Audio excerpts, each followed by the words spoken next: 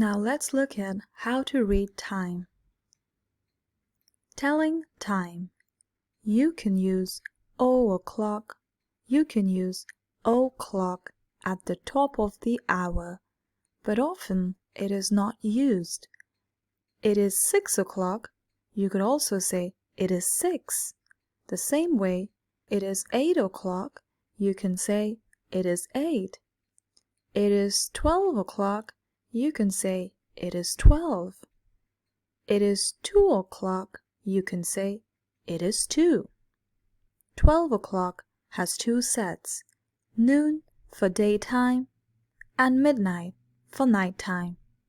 The conference is at noon. Great! See you at 12. I was partying at midnight. I was still asleep at 12. And when you want to say it's 5:30, you can say it's 5:30 or 5:30. If you want to say it's 7:45, you can say 7:45, or you can also say 7:45. Same thing, if you want to say 8:15, you can say 8:15, or you can say it's 8:15.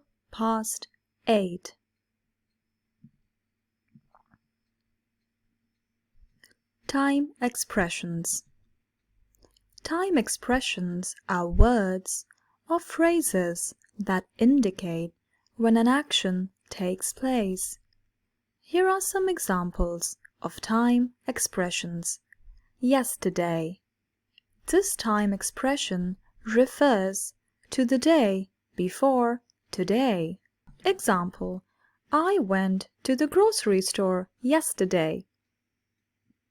Today. This time expression refers to the current day. Example: I am going to work today. Tomorrow.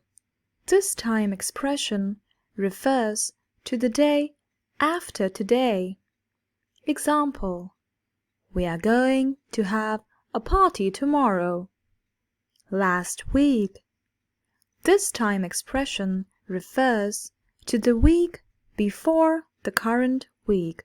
Example: I visited my grandparents last week. Next month. This time expression refers to the month after the current month.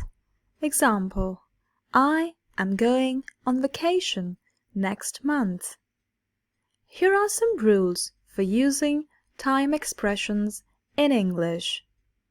Time expressions usually come at the beginning or end of a sentence.